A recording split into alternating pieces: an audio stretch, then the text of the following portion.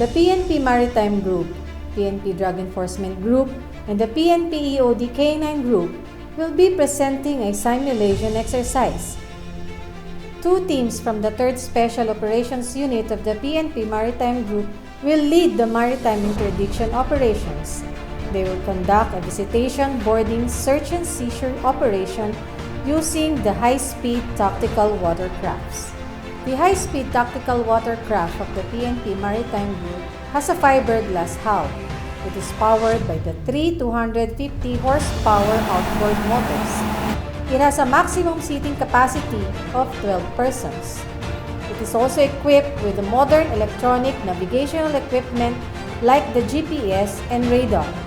The high-speed tactical watercraft is a vital equipment used by the PNP Maritime Group to effectively execute its mission and functions. The scenario: the vessel was spotted at the anchorage area of Manila South Harbor.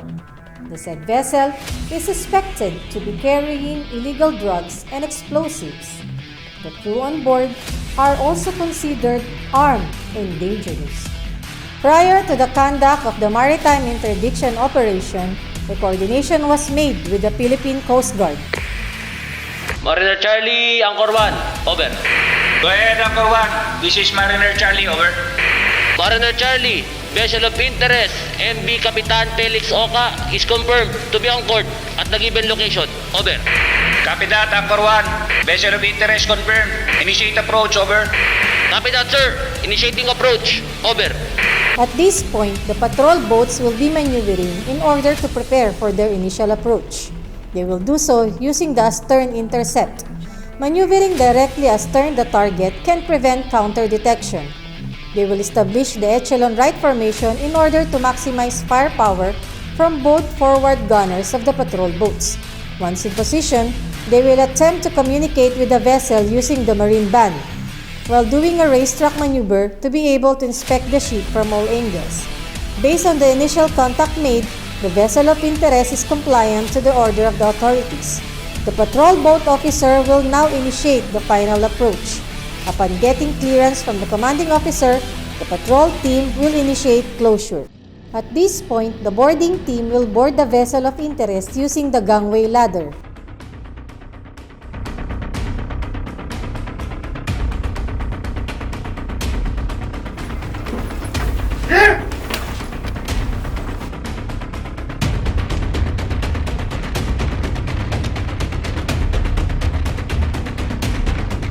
After the last man has boarded, the team will start clearing the gangway and the rest of the vessel.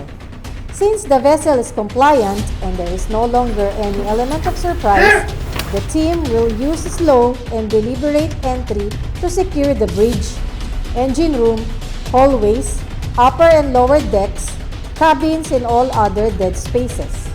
In order to be able to perform this kind of maritime interdiction operation, it requires a well-rehearsed and coordinated team. Timing and communication among team members is vital.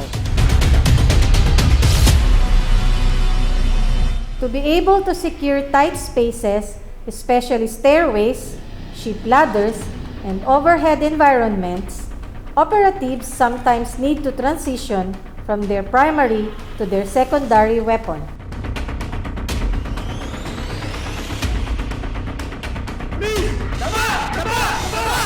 By giving repetitive, clear, and loud instructions, the boarding team directed the crew members to assume prone position on the deck of the ship. Even if the ship is compliant, the boarding team will need to be sure that the ship's crew are unarmed. Once all of the crew have been frisked and secured, the team will clear the engine room below deck. Some members of the team will remain to secure the crew. The two teams will simultaneously clear the rest of the vessel of interest for hostiles and all possible danger. Once cleared, they will report to the commanding officer of their status. Engine control. Capital Summary 1, we are in control. Push out, over. Once the ship is under control, the commanding officer will now direct the PNP EOD K9 team to board the vessel so they can search the vessel for explosives.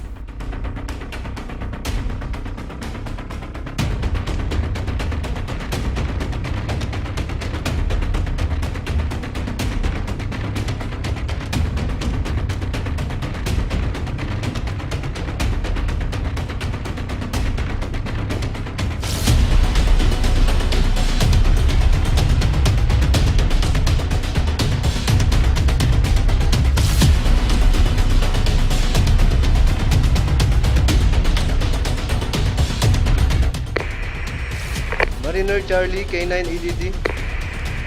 Go ahead, K9 EDD. This is Mariner Charlie, over. Mariner Charlie, sir, for info. The vessel is negative of any indications of explosives. Over.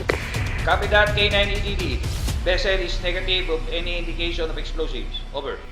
After the team leader of the PNP EOD K9 team reported that the vessel is negative for any indication of explosives, the commanding officer will now direct the team of PNP Drug Enforcement Group together with the PNP EOD K9 Narcotics Detection Dog to implement the search warrant.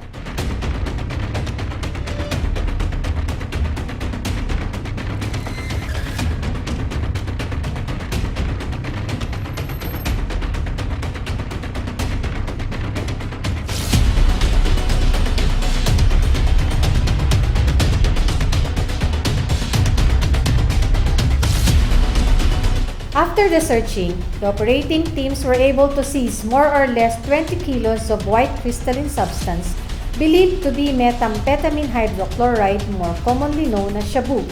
All the seized items will be brought to the inventory area. The captain of the ship and all of his crew will now be apprehended by the arresting officers. They will be handcuffed and informed the nature of their arrest, and their constitutional rights will be read to them. No matter how hard we navigate, swayed by strong winds, storms, and waves of emerging threats and maritime security challenges, we champion in maritime policing. The Maritime Group will remain unfazed and steadfast as we are all motivated to keep our responsibility and commitment to do our mandate and perform the highest standard of maritime enforcement services. By land and sea, we overcome.